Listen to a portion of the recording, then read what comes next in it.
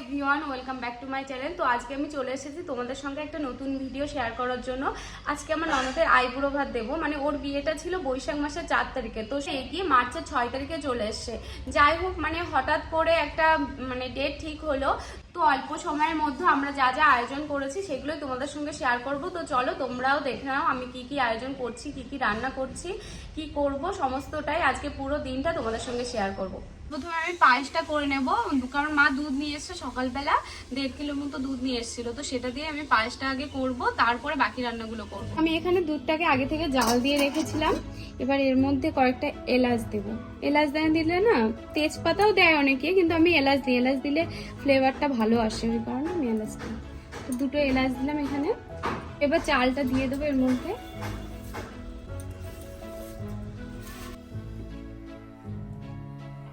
তো সকালবেলা এখন আমরা খাওয়া দাওয়া করে নেবো। মা সকালবেলা সেদ্ধ ভাত আর আলু ভাজা করেছে, সেটাই এখন খাবো। খাওয়া দাওয়ার পরে তারপরে বাকি রান্নাগুলো করবো।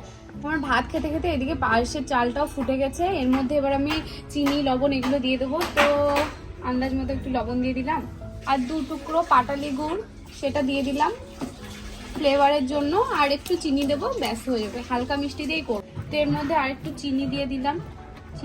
আমার পায়েসটা রেডি হয়ে গেছে। এখন আমি বোনের জন্য আলাদা করে একটা বাটিতে একটু তুলে রেখে দেবো, কারণ পরে ঠান্ডা হয়ে গেলে না তুললে তখন আর ভালো লাগবে না দেখতে। খাওয়া দাওয়া কমপ্লিট হয়ে গেছে, আমার মেয়েকে ঘুমও পাড়িয়ে দিয়েছি। এখন দুপুরে রান্নার জন্য রেডি করব। তো চলো, বাইরে মা মাংস ধুচ্ছে।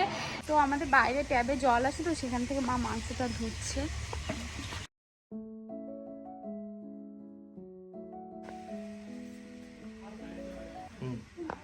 আজকে না আগুনটা ভালো জ্বলছে না, কারণ হচ্ছে উনুনটা ভিজে রয়েছে, হ্যাঁ, ওই জন্য আগুনটা জ্বলছে না। মা ওর জন্য বলেছিল ছোট উনুনে করতে, তো ছোট উনুনে এতগুলো রান্না বলে আমি ওর জন্য আরো করিনি। ভাবলাম যে এই উনুনটা করলে তাড়াতাড়ি হয়ে যাবে, এখন তো আগুনই জ্বলছে না। প্রথমেই আমি আলু, বেগুন, পটল যেগুলো কাটা রয়েছে এগুলোকে আগে ভেজে নেব। তো আমি সবজিগুলো সব ভেজে নিয়েছি এখানে। এবার আমি চাটনিটা বসিয়ে দেবো। আমি চাটনির জন্য এখানে ফোড়নে আগে 5 ফোড়ন দিয়ে দিলাম ফোড়নের জন্য, তারপরে তেজপাতা, শুকনো লঙ্কা দিলাম, এরপর টমেটোগুলো দিয়ে দিলাম। তো আমার চাটনিও প্রায় হয়ে গেছে, টমেটো গলে এসেছে। এর মধ্যে আমি চিনিটা দিয়ে দেবো। তো আমার চাটনি হয়ে গেছে, চাটনিটা এবার নামিয়ে নেব। এরপরে মাছের ঝোলটা করব। মাছের ঝোলের জন্য মাছগুলোকে আগে আমি ভেজে তুলে রাখবো।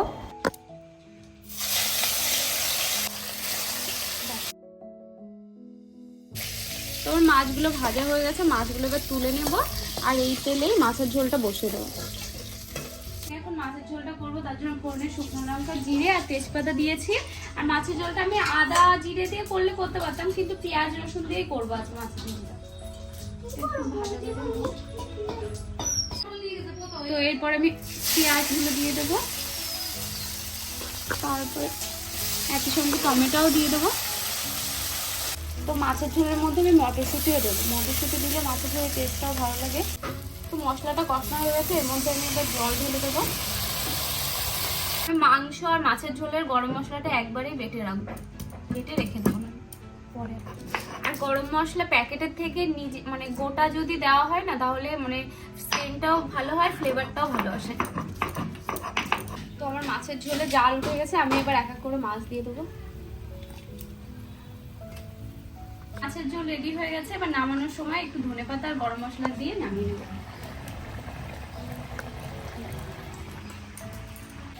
তো রান্না প্রায় হয়ে গেছে, মাংসটা হলে হয়ে যায়। মাছের ঝোল হয়ে গেছে, ভাজি হয়ে গেছে, আর মাংস করবো। ভেবেছিলাম চিংড়ি মাছের মালাইকারি করবো, কিন্তু আমার মেয়ে প্রচুর কান্নাকাটি করছে, বিরক্ত করছে, অনেকটা বেলা হয়ে গেছে, ওই কারণে আর করবো না। তো আর চাটনি, পাঁপড়, মিষ্টি, পায়েস, ব্যাস এই কটাই মেনু করেছি। তো চলো, তারপরে যখন রান্না শেষ হবে পুরোটা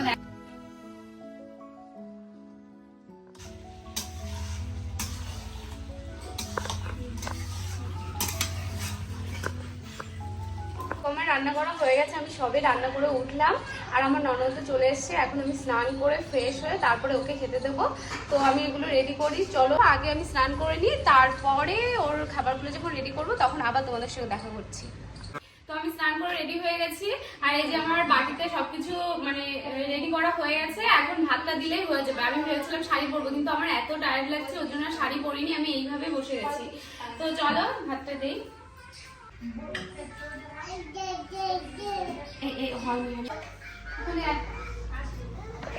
দাঁড়াও, ভাজাগুলো দে। মাছ ভাজা উনুনে দিলাম।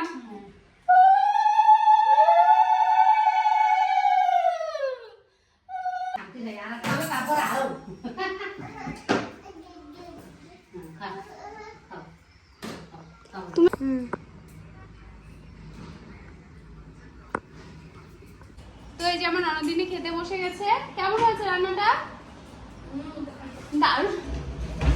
আচ্ছা ঠিক আছে, দারুণ হয়েছে, থ্যাংক ইউ। তো এই ছিল আমার আজকের দিনটা। আর তোমাদের আমার ভিডিওটা কেমন লাগলো, যদি ভালো লেগে থাকে তো একটা লাইক কমেন্ট করে দিও, আর আমার চ্যানেলটাকে একটা সাবস্ক্রাইব করে দিও। তো আজকের মতো টাটা। তো দেখা হচ্ছে তোমাদের সঙ্গে আমার নেক্সট ভিডিওতে।